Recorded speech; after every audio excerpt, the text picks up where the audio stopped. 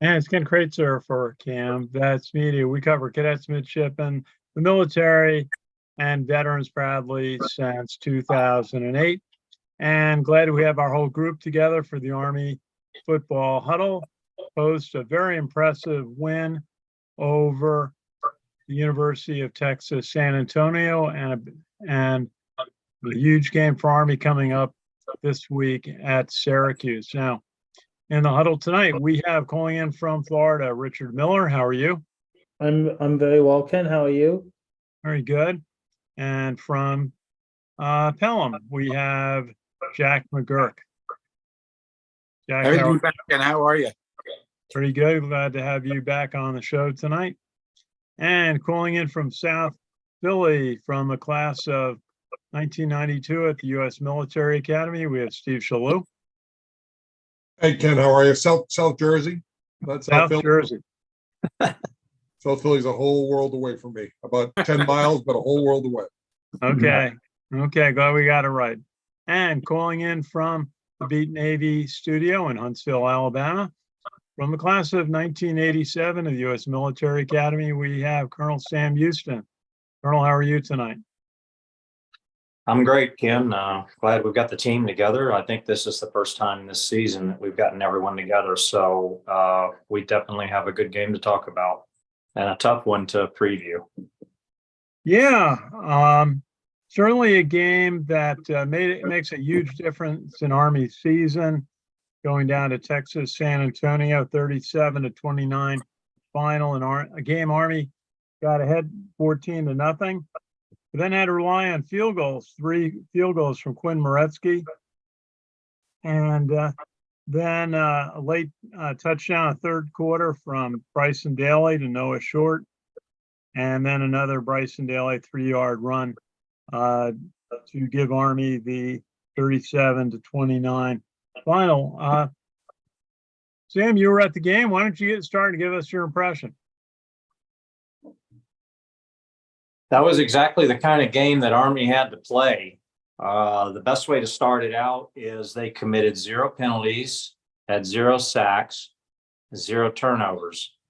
They scored on, I believe, their first 5 drives, and they ended up scoring on every drive except for 3, with the third one being the last drive of the game where they ran the clock out. And as a caveat, I will say on that last drive where they were running the clock out, Bryson Daly came a turf monster tackle away from going to the house from about 60 yards, which would have made it 44-29. So it was an outstanding game in a very hostile and loud environment. And when I say hostile, I don't mean anti-military by a long shot. San Antonio is an incredibly military-friendly city. And they definitely put on a great show in the Alamo Dome that night for the Army team, and especially all the way through the alma mater, which I'll talk about later. But it was just a fantastic game. Yeah, there were some lapses, but I got to say, UTSA has some real hosses on their offense. And one slip or one step behind you on defense, you're going to get burned on that team. And even with their backup quarterback. But no matter what, the Army faithful, they saw the game they were hoping to see. I personally am not yet completely sold on this offense, but I am going to tell you that was possibly one of the best offensively called football games of the Monken era. Well, it's certainly for Coach Drew Thatcher. Coach Monken was very complimentary of his play calling, and which resulted in Army having productive drives. Let's hear from Steve Shalou in South Philly, in South Jersey. I'm sorry, South Jersey. I'm going to get it right. Forget about it. Tell us, what was your impression of the game and some of the changes in the offensive line? Yeah, so, the game itself, there were a number of occasions that presented itself for us to, fold, if, lack of a better term. And we had some challenges. They got a big play on us. We almost lost that onside kick, but we kept fighting back, and we never took our foot off the gas, and we never took the foot off their throats. And it was an amazing show of resiliency and tenacity. I was so fired up to see that they were able to take the ups and downs of a game, which you have to do, which is a part of a winning and championship type team, and they were able to do that. A big portion of it was the ability to manhandle the line of scrimmage. They were coming off the ball. They were coming off the ball. That we had a couple of people that were injured, and we had first time starters, and they stepped up and played hard, inspired football. And the running backs, to include the quarterback, ran hard all the way around. A really, really inspired effort, and I couldn't have been more pleased and proud of the team. Yeah, Hayden Reed had a big day at I don't know if you call him a fullback or a halfback. 20 carries for 107 yards. Bryson Daly carried 24 times, and Jacoby Buchanan 8 carries for 30 yards. And how about Markel Johnson getting a chance to show what he can do throwing the ball? It's a 55-yard completion to Isaiah Alston. That made such a difference in the game. The offense looks like it's perking on all cylinders right now. But they made some, as you said, they made some changes in the offensive line. David Hoyt went to left tackle. Lucas Scott came in at right guard. Connor Finucane moved to right tackle. And the freshman, Brady Small, continues to hold his own in the middle. And I guess Jackson Filipowicz has been a constant at left guard. How do you feel, Steve, the movement in the offensive line is coming together? No, I think the offensive line is it's amazing to see that size offensive line for an Army team. I mean, we run up to the line of scrimmage and we're as big or bigger than the defensive line from the other team. So it takes a little bit of time for an offensive line to gel and come together. I was worried, coming into game 3 that we were going to have to do our first shuffling of that line. But you know what? They were prepared. I mean, Mike Vitti is a hell of a coach and a hell of a motivator. So I think, when we look at our ability to be plug and play, that's a true maturation of a team, and our ability to step in and move people around and still be successful. That's something that we should look at. And sometimes, especially with the service academies or with Army itself, we'll put a good team out there, but our depth is pretty thin, and then it falls off precipitously when somebody gets injured. And that didn't happen across the line this time. So it's a pretty inspired effort. If they can build upon that, it's going to start up front no matter what we do. Our ability to pass block a little bit, of ability to run the option, do the things that we need to do. If the line is leading the way, we'll have some success. And just a little bit about, on defense, Leo Lowen had a big game with 7 tackles. Caleb Fortner, the sophomore, came up big with 6 tackles. Jimmy Charlo, 5. Cam Jones, 4. And Jackson Powell, a key sack towards the end of the game, broke up a possible drive by Texas San Antonio. And one of the factors in the game, though, was that the established quarterback, 5-year starter, Frank Harris, had an injury. And so they put in a young player, sophomore, by the name of, Eddie Lee Marburger, who played very well. He 17 of 25, 239 yards, 3 touchdowns. And I guess the question was the alley-oop at the end of the first half. Coach Munkin said he wasn't real happy with how the defense was set up on the play. And then later on in the second half, Texas San Antonio threw one over their heads for a touchdown. Sam, what was your impression of the defense in the game?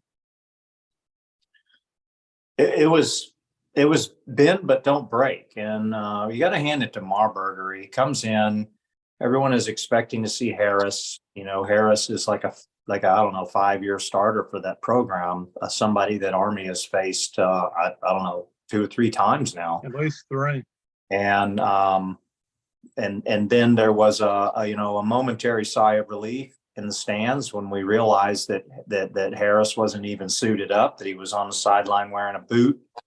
That, hey, we're gonna face the sophomore, but I'm gonna tell you, Marburger played he played the game of his career so far. I believe he had an outstanding game. The guy didn't throw any picks. He had 3 long touchdown passes. He guided their offense pretty admirably. But the thing is that in the end, Army's defense did just enough to deliver the victory through their bend but don't break philosophy when faced with a high-powered offense like what UTSA brought to the table. As far as that Hail Mary at the end of the first half, I know from the stands, it was when he first heaved the ball and you looked and you had that full view of the field there in the end zone, there were defenders all around the receiver. And all they really needed to do was that basic fundamental of it is a last second Hail Mary, play the ball, don't turn towards the receiver, follow the ball, get your hands up, knock it down.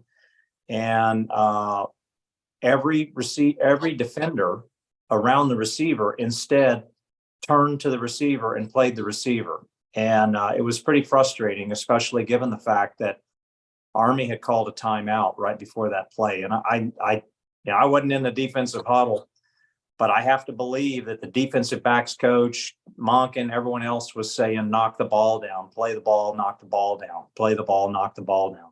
And that's not what happened. So, that's just the way it went. Fortunately, it didn't hurt us in the end. Likewise, for that quick strike 71-yard touchdown pass that was thrown in the fourth quarter, in the end, like Steve was saying, the team responded. You had multiple moments in the game where you thought UTSA was getting back in the game and they had seized the momentum. And all they needed was to come back and have a 3-and-out on Army's offense, and they couldn't get it. It wasn't until later in the game that they finally got their first 3-and-out. And at that point, it was a 2-score game. So as a team effort, I'm going to add to the defense is that there's one other intangible as far as why Army was successful in this game, and that was time of possession. Army had the ball for almost 45 minutes of that game. And it was never more evident than on the last 2 drives where Army had the ball. UTSA's defense was smoked. And when Army scored their touchdown towards the end, where they went up 37 to 21, everyone and their brother knew that run plays were coming. Everyone and their brother knew that Army was just trying to run time off the clock. Everyone and their brother would have thought that this is not triple option under center with a fullback and smash mouth between the tackles. That's surely a shotgun type run option spread cannot control the clock and drive us back and just beat us at the line of scrimmage. But in the words of UTSA's coach, they just manhandled us, and they did. And I think the most brilliant play of the entire game. And again, I got back on the subject of offense because we were talking about defense and time of possession counts for something. I think that was the biggest time of possession Army's had probably since that Oklahoma game that we're all familiar with. I think the most brilliant play call of the entire game was Army's last touchdown. I don't think anyone, not even any of us up in the stands, thought that Army was going to run on 4th and 3. I thought they were just going to run the clock down, call timeout, and kick a field goal. UTSA's defense obviously thought that's what Army was going to do. And when I had a chance to watch the replay of the game, that's what the announcers thought they were going to do. They tricked everybody on that play. And Bryson Daly, following the big fullback whose name suddenly just dropped out of my head there, Jacoby Buchanan, just plowed right into the end zone from 3 yards out on 4th and 3, and boom, now you have the winning difference of the game right there. But the defense, they made some mistakes. It didn't hurt them. I think the most brilliant call on the defensive side of the ball was the last time UTSA had the ball.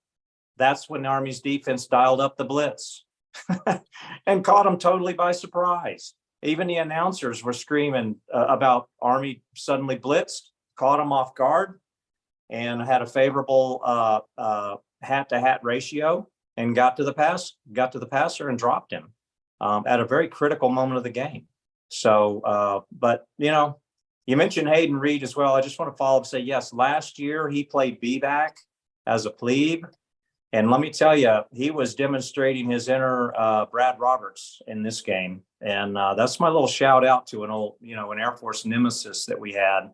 Because while I was watching him and while I watched the replay, he was reminding me of how Brad Roberts would run the ball. Glad to see that, and glad to see he had such a good game.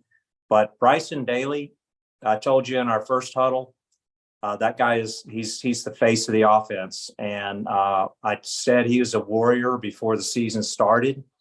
I tried to discount the first game and what came out of the first game to give him another chance because I knew just from watching his limited play time last year and hearing all the accolades he had gotten during the offseason, that give this guy a chance, because I really think that he's in the mold of, say, Ronnie Makeda. And he also comes from Texas. So, and he had a good homecoming back in Texas this past Saturday. It's been terrific for him to go back to his native Texas and perform so well, on a big stage Friday night on ESPN, nationally televised. Quite a night. Sam, maybe just finish up with your story about the alma mater. Mm-hmm. Okay. So the last time Army played UTSA in the Alamo Dome, when the Army team lined up to do the alma mater, right as the alma mater started, the UTSA band director on the other side struck up this stirring rendition of some UTSA fight song, and it drowned out the alma mater. And let me tell you something, it got a lot of people very pissed off. It made the news the next day. The band director, I heard, gotten a lot of hot water over this. There was a real feeling of disrespect for West Point and the alma mater coming out of the alumni who were at the game. And it was really interesting. We really wanted to see, how's it going to go this time? And it was a night and day difference. When the game ended, the teams were all, they all shook hands. Coaches shook hands. UTSA went over and sang first with the Army team lined up behind them in pure respect. The crowd got very silent for UTSA's alma mater. When they finished, Army ran over. Monken, of course, got up in the stands for a minute because he was super hyped. And UTSA's team did not leave the field. They ran up and stood behind Army in unison. It got real quiet in the stadium again, and we sang our alma mater, and we got nothing but respect. And it just really was a great feeling to see that lessons were learned the last time we were in the Alamo Dome. Well, that's good to hear. I remember that incident a couple of years ago down there.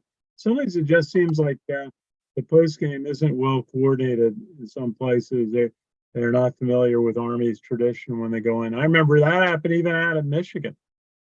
That day, the West, actually everyone came over for the West Point alma mater, but then Michigan didn't really know what to do after that, sing their alma mater or do their normal post game. Anyway, the other big news before we go to Richard for some of the major highlights of last weekend in college football. The news that came out of West Point on Monday that contract for head coach Jeff Monken was extended. No terms released, but I'm sure a salary increase and really a commitment by both for Coach Monken to be at West Point for the foreseeable future, which I think everyone sees as a tremendous positive. there have been some discussions about his being a candidate for some jobs in college football. But listening to Coach Monken today, when he was asked about it, he said how much he and his family enjoy being at West Point and how much he enjoys being the head coach of Army football and the duty and responsibility that he feels is, is every bit a part of that job. So very good to hear Coach Monken's contract was extended and he feels so good about being at West Point. What was your thoughts, Steve? We're expecting the contract extension to come out? I I wasn't expecting it to come out when it did. I knew that they were in talks for sure to lock up Coach for a while more. I did get a chance to talk to some people in the athletic department the day that it happened. It sends a really big message across to recruits and recruiting after a big win like that. I mean, it was just the right time to capitalize on all of that goodwill, and I think it was a great thing for the program, and just it sends a message that Coach is there for the long term, and that we're ready to rock and roll. So I'm super excited about it. I sent off a note to Mike Buddy for his leadership. I think it was a great thing and a great move for sure. Sam? You were one of Coach Monken's biggest advocates when he was originally hired 10 years ago. Oh, absolutely. And I know that a lot of people have been there every year. There's the rumor mill floating around about Monken is going to leave at the end of the season. An FBS Power 5 team opening will come available. Monken's name gets thrown around. Everybody is on pins and needles thinking Monken's going to leave. But when you listen to Monken talk, he seems very content to be the coach of Army football, and he has done extremely well at it. I think that his overall record since being at the academy is I think 66 wins and 50 losses, and if you discount the first two seasons, it's 60 wins and 32 losses. So he's not only the second winningest coach in Army football, he's also percentage-wise, I think the second winningest coach in Army football behind Colonel Red Blake. And I personally have always thought that, at least I've always been optimistic about Monken, to think that he recognizes how important his role is in not only the Army football team, but in the development of these young men to be future leaders of our military and in life. And that he and his family are very happy to be at West Point. And he recognizes the history that the historic path that he's walking. And I don't think that he wants to leave the academy. So I could be wrong in that. But I've heard people say that the reason he changed his offense this year is because he wanted to prove to Power 5 teams that he could run more than just a triple option. But as a caveat, Steve mentioned Mike Buddy, and at the tailgate, the West Point Society tailgate prior to the game, Mike Buddy was there, and he saw me, and we came up to talk to each other for a little bit. And he's a great guy, super athletic director, and he's very candid, very candid. He spoke very, he was very blunt about the first game, about how disappointed he was. But then he said to me something that was very cryptic, which I didn't understand, but I'm sure now he was talking about the Monken contract. So when it came out, I kind of put the dots together that, the longevity of Army football, I think, is secure, and that the leadership at the athletic leadership and the leadership at West Point, they are very much aligned with making sure that continuity through Coach Monken is secured, and that his loyalty to our academy, America's academy, is also rewarded because he's delivering. And again, I'll just wrap this comment up just by saying, people see wins, people see the West Point winning again.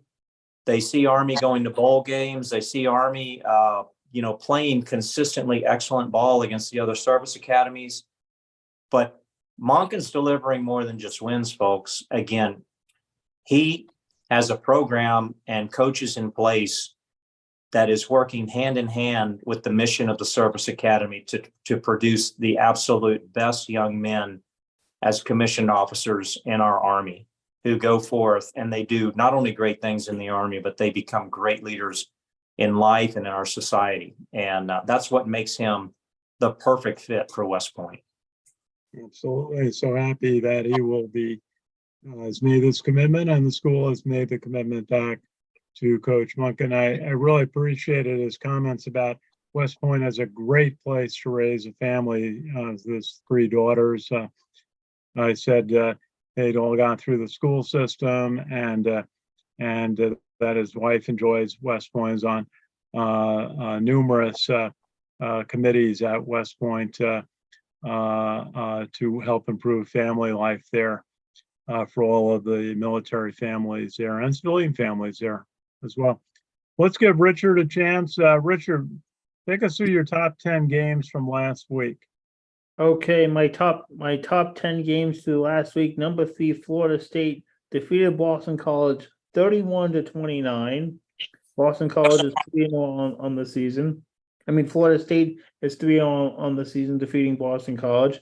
Also, let's see, Penn State remains perfect, 30-13 victory over Illinois. Illinois is 1-2, while Penn State is 3-0. The Notre Dame Fighting Irish improved to 4-0, defeating Central Michigan 41-17. The Irish are 4-0 on the season. Let's see what. Oh yeah, number 10 Alabama, a 17-3 victory over South Florida. South Florida is 1-2.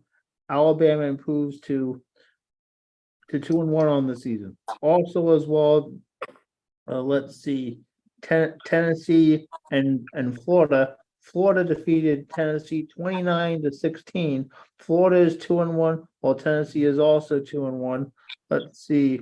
Number 2, Michigan, 31-6 over Bowling Green. Michigan is now 3-0 on the season, as they're awaiting Jim Harbaugh's return from his suspension. And of course, can't forget to leave out how about a double overtime victory for Colorado over Colorado State.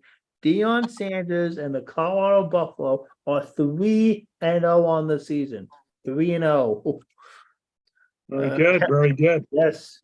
That's good, Richard. Thank you. Wow, Deion Sanders is making an impression at Colorado, making them the talk of college football. Steve, anything stand out on last week's games from across the country?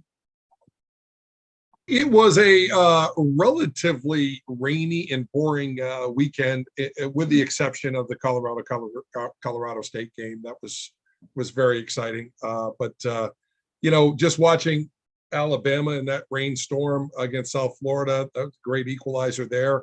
It was rainy in Georgia. There just wasn't even the Air Force game was a little. It was tough to watch. So this week's going to pick up a little bit. I think they got we're starting to get closer to conference schedules, and it was kind of a bland weekend, I think, college football wise. Okay. Let's go to Jack. And you mentioned the Air Force game. Jack followed the Navy game and the Air Force game for us. Mm-hmm. Well, I'll start off with Navy. They had a close game against Memphis, but ultimately Memphis came out on top 28-24. Navy had 432 yards total offense, 299 rushing, 133 passing. Alex Texa led the midshipman with 165 yards rushing on 15 carries, including a 75-yard touchdown run for Navy's first score of the game in the first quarter. Near the end of the quarter, Ty Labatai threw a 16-yard pass to Regis Velez for a touchdown. Labatai threw for 133 yards on 10 completions and rushed for 30 yards on 14 carries. The score is actually tied 14-14 at halftime. Memphis scored early in the third quarter when quarterback Seth Hennigan scored on a 1-yard carry for a touchdown. And Hennigan threw for 218 yards, including a touchdown pass at the end of the first half, and rushed for 20 yards with 2 rushing touchdowns. And Navy responded, tying the game up at 21 with a 2-yard touchdown run by Anton Hall. Hennigan had his second rushing touchdown to open the fourth quarter of the game. Navy had a 36-yard field goal with 7:06 left in the game. Now Navy would get the ball back down to the Memphis 13-yard line, but on a 4th and 6 from there, the 15, Lavatai threw a pass to Jaden Umbarger with a slant over the middle, but it was initially ruled a first down on the Memphis 9-yard line, but then the play was reviewed and the spot was overturned, so they didn't get the first down there. And ultimately, Memphis came out on top with the win. Navy's now 1-2 overall, and they're 0-1 in the conference. That was their first conference game of the year, and they have a bye week before hosting South Florida.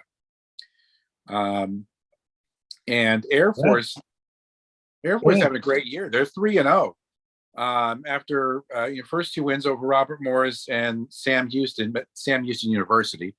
And this one over Utah State, 39-21 win over Utah State in their first Mountain West Conference game of the season. Falcons had 428 yards total offense, 344 rushing. Now, like Army, Army had 2 guys with over 100 rushing yards in that game against San Antonio. Air Force also had that stat. Owen Burke and Emmanuel Michel each had over 100 yards rushing. Burke had 110 on 15 carries. Michel 106 on 28 carries. Michel also had 3 rushing touchdowns in the game, 2 short ones, 1 yard, 2 yard in the first quarter, and then another 2-yard touchdown run in the third. The quarterback, Zach Larrier, rushed for 56 yards, had a 4-yard touchdown run in the first quarter, also passed for 84 yards. John Lee Eldridge, the third, had a 13-yard touchdown run late in the second quarter. Linebacker Alec Mock, what a game for him, led the Falcons with 11 tackles. So Air Force 3-0 now, and they are on the road at San Jose State on Friday night. Alec Mock, a safety with 11 tackles, 8 of which were solos. Okay, well, thank you, Jack.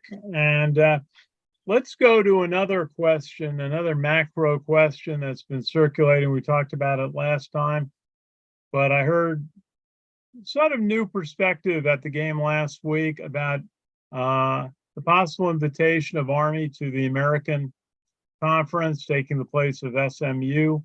And this went from a discussion of no way, absolutely not, about joining a conference to I asked Coach Munkin in the press conference last week, and he said it might be a necessity, although he'd prefer to stay as an independent.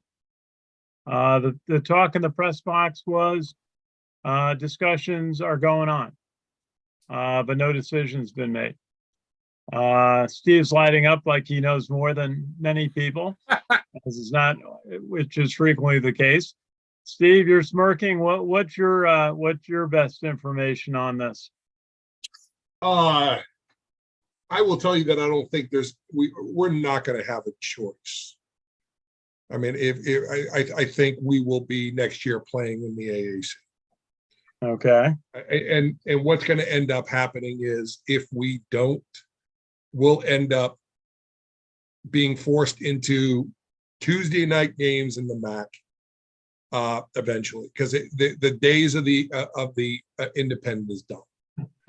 So, I mean, we have to, and I think the AAC aligns, we'll be playing teams like UTSA on a regular basis. They're a conference member now. Right. And I think we'll have some relative success in the AAC. I don't see any way around it at this point. We should choose our own destiny, even though we might be swallowing a bitter pill. And I think we shouldn't wait and to see what's left over, because it's moving in that direction. And we need to grab a chair before the last chair is gone. And I think it's a good conference to play against. And, there are a lot of questions we need to answer. And I think we're in a driver's seat in a lot of those. They really want us in the AAC. So if we say, hey, we're not going to play too many Friday night games, and we have to keep Army Navy preserved, we'll figure that all out. And I'm behind it. I wasn't before, but it's the best of the worst situation. Well, it's certainly a more tame league now that Cincinnati and Central Florida and Houston have left to the Big 12. And SMU is leaving, creating the opening. What's your thought on it, Sam? It's going to take away from Army playing some of the teams around the country because the American Conference is kind of centralized in the South. When I first heard the talks ramping up, I got to be honest, I was skeptical. I'm one of those people who still kind of resonates with the ghost of that really abysmal jump into Conference USA that happened back at the end of the Bob Sutton and the Todd Berry years, which was something that they couldn't hit the eject button on fast enough. But there is one question that does circulate in my mind, and I'm not asking for it to be answered tonight. It's just something that did cross my mind. And that is, does the All-American Conference tie-in possibly weigh into Monken's contract extension? That's just a thought. And number two, I agree with what Steve's saying, that the days of the independent, unfortunately, just like the days of cut blocking and perimeter blocking with triple option football, are being squeezed out of the NCAA FBS.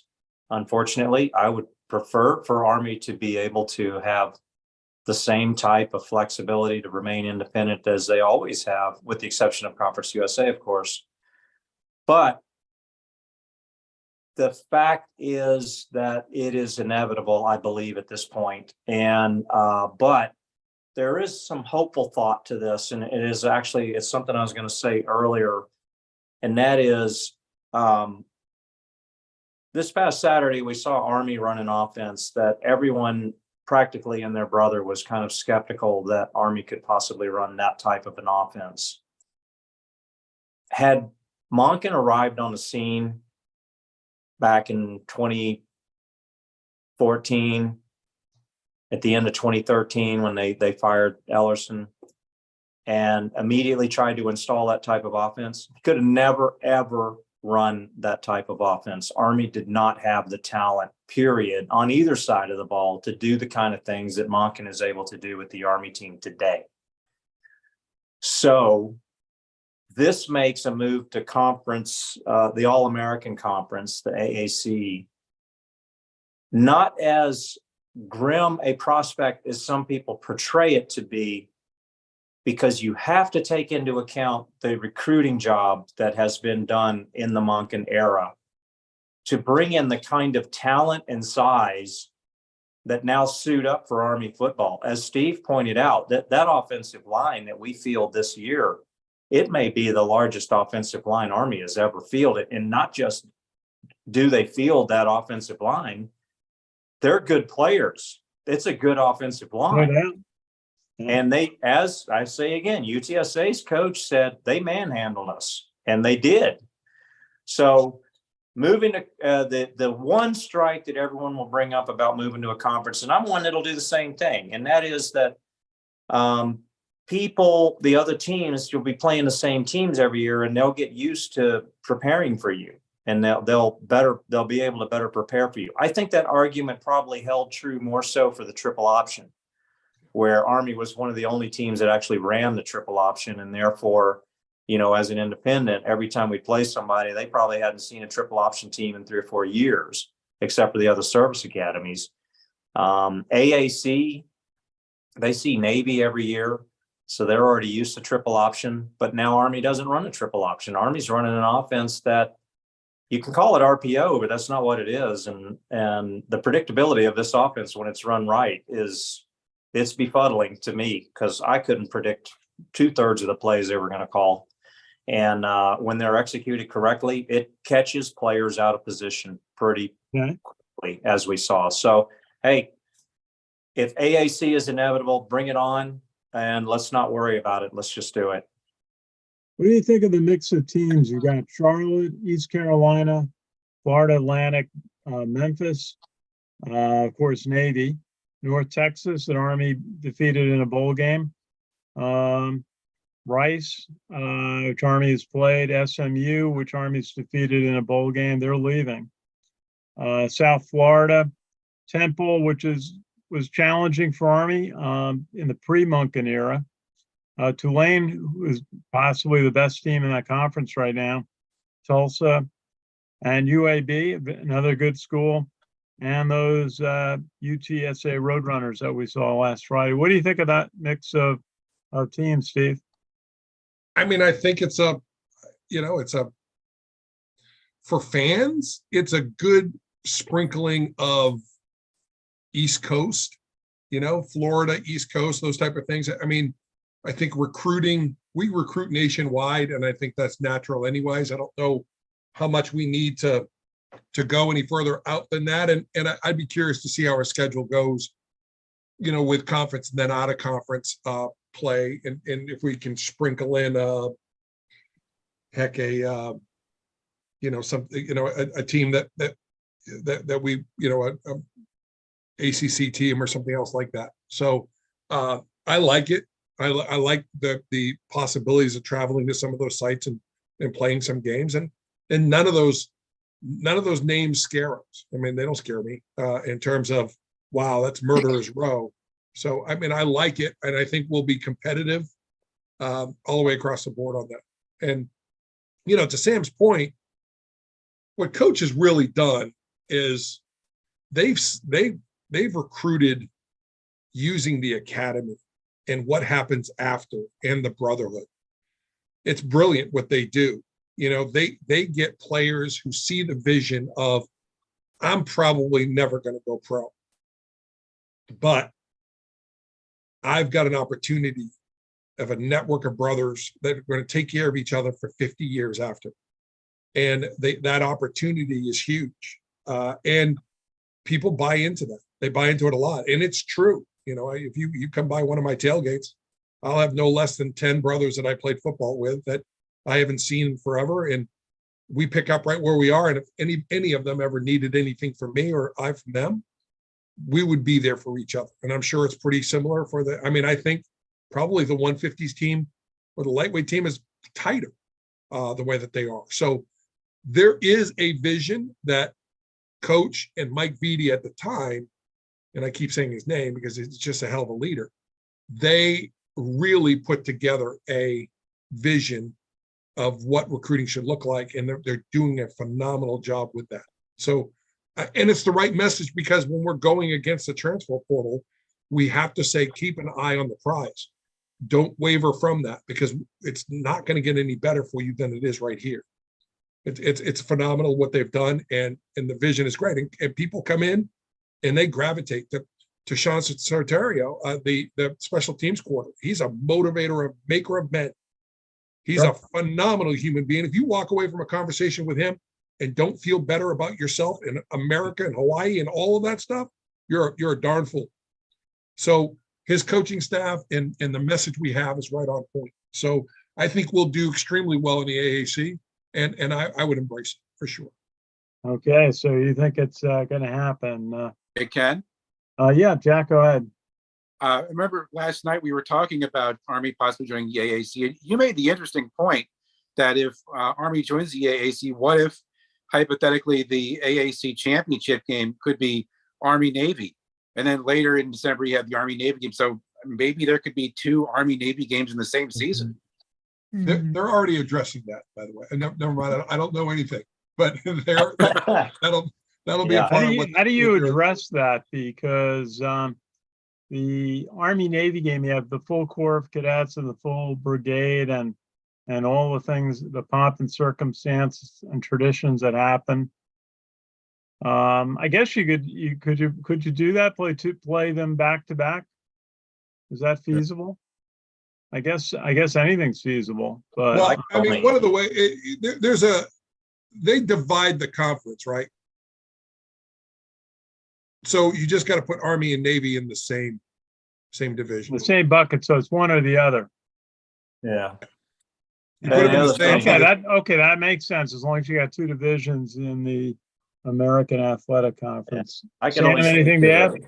Yeah, I can only speak to the sprint football approach to that. And obviously, I'm comparing, aside from football, I'm comparing apples to oranges with how conferences would align and everything else, because the sprint football league is different. But Army and Navy, they play their star game, which also counts towards league play during the regular season.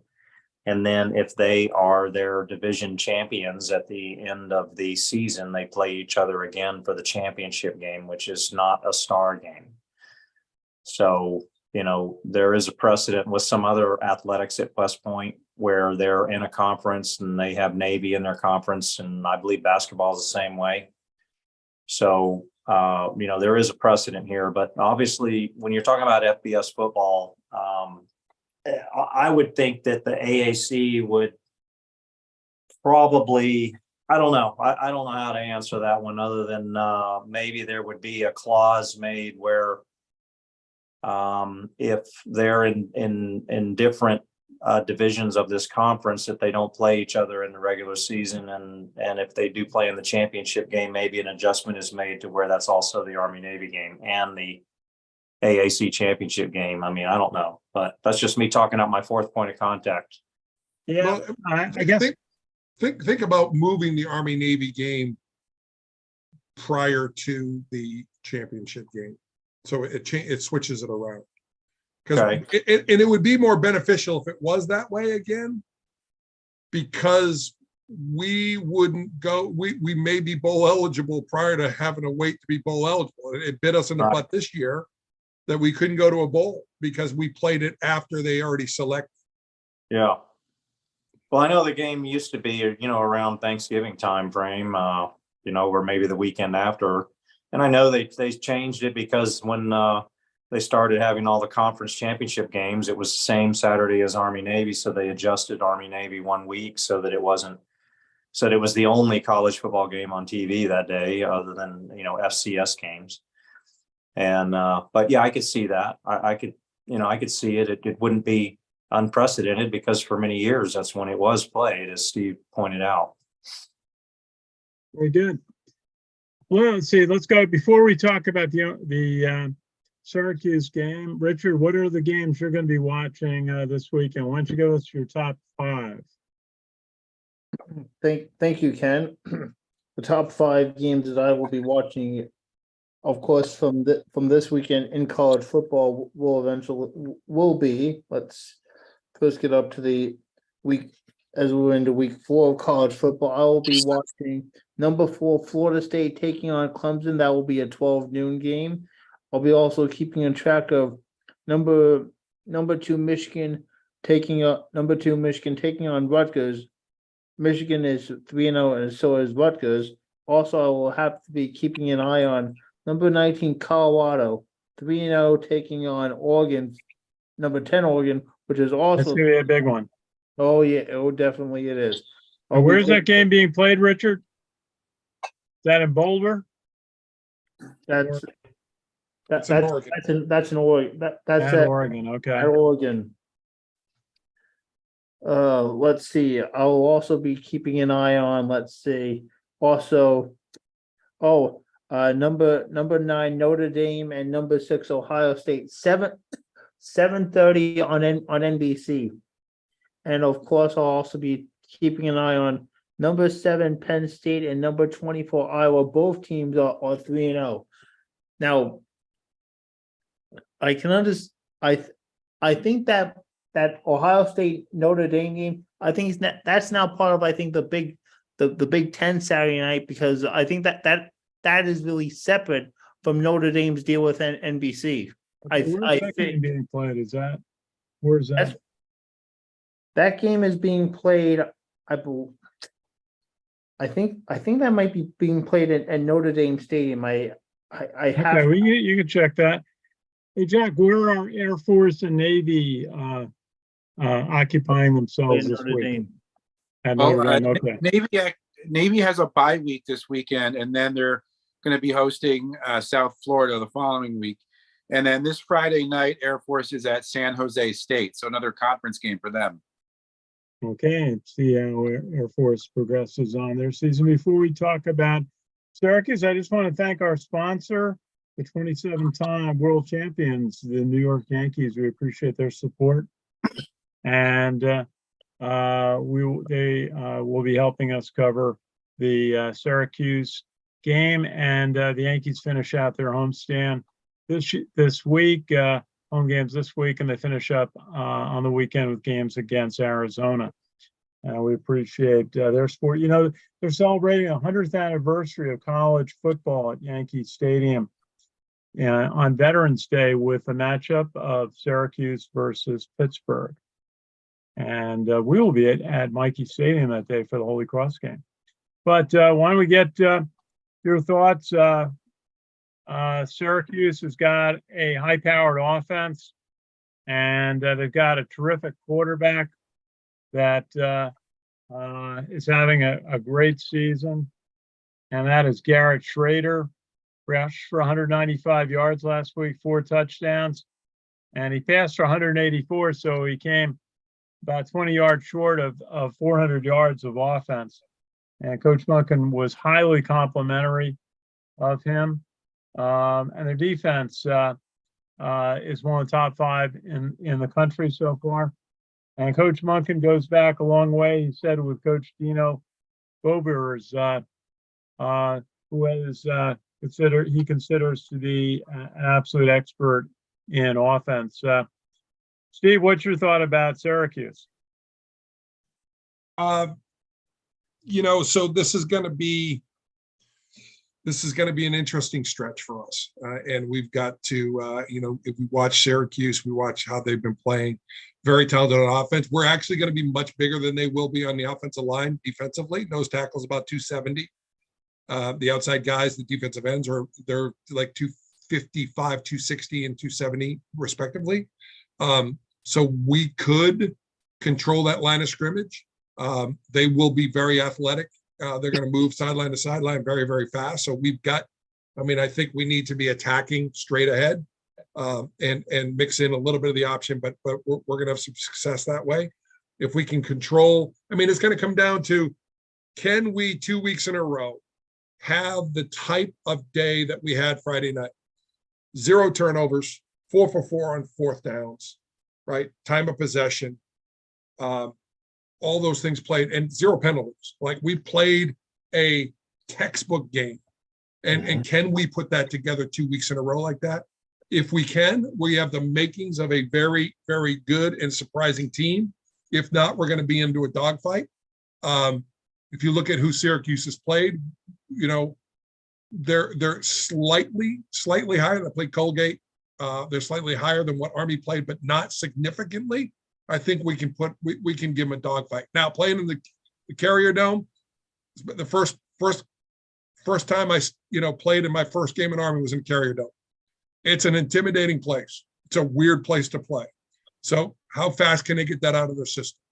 But we're going to have to come out and execute and limit the mistakes. And I think we can control that line of scrimmage. And as long as we don't give up too many big plays, we have in a couple of games let some big plays happen. If we keep that to a minimum, we'll be in this ball game, and I think we can come out victorious.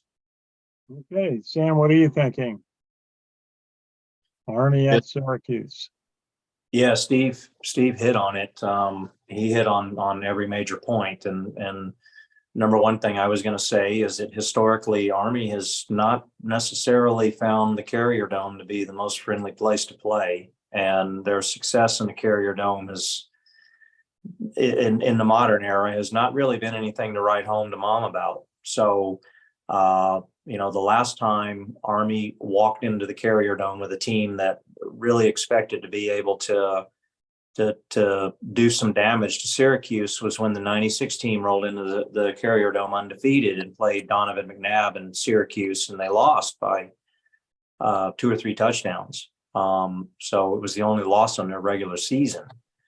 But to Steve's point, if Army can find a way to put together the type of offensive and defensive performance that they did against UTSA, commit 0 penalties, 0 turnovers, and allow 0 sacks, and control the line of scrimmage the way the offensive line did against UTSA's defensive line, they really stand a good chance. Then the other tangible in this is the play calling. Can Drew Thatcher come up with as a brilliant play calling sequence for 4 quarters like he did against UTSA? Because Syracuse is going to be a better team than UTSA, and UTSA was a good team. The Carrier Dome is going to be a lot louder than the Alamo Dome, and the crowd's going to be a little more hostile than the military-friendly, crazies in the Alamo Dome.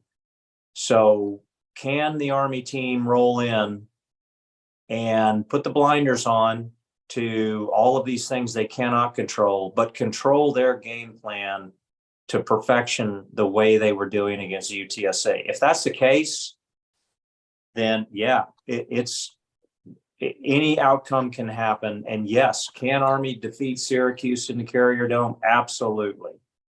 But again, it's going to take a near perfect, if not a perfect execution of a game plan in order to make that happen. Because if they get behind in turnovers, Syracuse is the kind of team, just like UTSA. If you had thrown in a couple of Army turnovers in that game the other night, it could have been turned around in a hurry. Army cannot afford to do that. The team that loses the turnover battle, in my opinion, is going to lose the game. So that is Okay. Okay, let's go around the room to our lightning round on predicting the score of this game. Army returning to Syracuse. By the way, are there any notable Army Syracuse games from the old days when they played outdoors? The Jim Brown era, some of the other Lloyd Little, some of the other great teams that have been up at Syracuse. I know there have been some games at the Polo Grounds in New York. So it's interesting to kind of hopefully rekindle this rivalry between the 2 New York State teams. I know back during my first year, Syracuse came to Michie Stadium, and Army prevailed in that game. That the Jim Young coached team, they earned the Commander-in-Chief trophy that year, and they beat Syracuse and they beat Tennessee at Neyland Stadium that year. Wow. Of course, Tennessee wouldn't have Army back last year for a game. Right. Okay, well, let's go around the room. Jack, what's your thought on the outcome of Army at Syracuse? Well, this is going to be a big test for Army. It's I'm sure the players are going to like just having to drive, I guess, 3 hours to Syracuse rather than flying all the way down to Texas. It's probably a little bit easier to do that. But the Carrier Dome was intimidating, and I was just looking up the history between these two schools, and the last time they faced each other was 1996, and that was a 42-17 win for Syracuse. In fact, the last 3 times these two schools faced each other, Syracuse won all 3. Army had a win over Syracuse 33-28 at West Point in 1986. But this could be, Syracuse undefeated. It's going to be a big test for Army, but I think Army could win this game. So I'm going to pick Army to win this one. Okay, what's the score? I'll say 28-24. 28-24, 4-point win for the Black Knights. Richard, great prognosticator, what is your thought? My thought is Army is going to continue rolling. They're gonna really silence that very loud crowd. 31-28, and the only noise we'll be hearing is that Army is going to come out as Army just happy with the victory. That crowd is going to be dead silent at the end of this game. 31-28 Army. Okay, very good. I was curious about whether they'd fly up there, get there in a half an hour versus, a 3.5 hour bus trip. I'll be up at West Point for practice tomorrow, so I'll find out from Coach Clayton Kendrick Holmes, who manages all those kind of things. Steve, what's your thought on this game? How can Army eke out a win? I've already touched upon those points that they've just got to play a hard, inspired ball. Don't get caught up in the hype and get past the whole dome situation. Coming out of a dome, that makes a big deal. It's a different type though. They're really, really on top of you in the Carrier Dome. Down in San Antonio, that's just a place that it's just hard to hear and everything else is muffled and it's just kind of a different feel, like you're playing in an aircraft hangar. It's a 26-24 victory with Army. Probably a field goal to win the ball game with closing seconds from about 47.5 yards. I think it's going to come down to the leg of Quinn Moretsky, who came through with 3 field goals, including his career high 45-yard field goal down in San Antonio. He has a lot of confidence right now. His leg swing is real. He's got great tempo and I think he's getting in his zone. Very good. Stan, what are you thinking for the outcome of this game? Hey, in Bryson Daly, I trust. And he's going to be a field general running this offense as I saw him do the past 2 weeks. With this additional experience under his belt, this additional confidence under his belt. And keep in mind, this kid, he is a big bruiser, man. He's the biggest quarterback Army has had toting the rock and running the offense since Ahmad Bradshaw. I mean, he's a big dude, and he's not afraid. He's a fearless warrior out there leading the offense. And I think UTSA was one of it. You would have said Delaware State, but I try not to include Delaware State in this. But I think UTSA was a real coming out party for the nation to see Bryson Daly. And I have to believe that his confidence is soaring right now. And I think the team confidence is soaring right now in that they've gotten over the concerns and the disappointment of the ULM game, which is still a bitter pill in everyone's mouth. I get it. But they realize that that's not the Army team. What we saw in UTSA was the Army team. So that being said, I think that they're going to prevail in this game. It's going to be a nail biter, one of these ones where we're sweating bullets in the fourth quarter, where there's changes in momentum that cause you to feel like you're about to lose hope, and then Army storms back, and they're going to prevail in the end. And I think that it will either be a Quinn Moretsky field goal at the end, or it will be one of these Bryson Daly barging into the end zone moments after a long drive that killed the clock. So Syracuse has no chance of coming back. So that being said, if I can only figure out somebody around here who has the ACC network so I can watch the game, so I might have to end up paying. Anyway, my prediction for the game is it's going to be Army 38 and Syracuse 35. Okay, 38-35, 3-point win for the Black Knights. I think the challenge for Army is going to be really on defense on Saturday. Extraordinary quarterback for Syracuse, Garrett Schrader, who Coach Monken said is one of the most effective quarterbacks in the country. He's got some talented wide receivers and runners, and a very big and tall offensive line in front of him. So I think it's going to be the challenge for the Army defense, Leo Lowen and Jimmy Charlo, and crew. We saw Caleb Fortner had a big game as a linebacker down at Texas San Antonio, and the guys up front for Army are going to have to step up Austin Hill. If they can contain the Orange offense, they got a chance. So I'm going to go. I think the Army offense will be productive and will get a couple of kicks out of Quinn Morensky. So I'm going to go for 24-17 Army over Syracuse. I think I have the lowest score of the group. So we will have fun. Anyone else? I'll be up there covering the game. You can follow us on Twitter at KG Kreitzer Media and our Facebook page, Cam Vets Media. Anyone else going to be up there? It's going to be a game day decision for me, Ken. Game day decision for Steve Shalou. I'm making a drive up from South Jersey.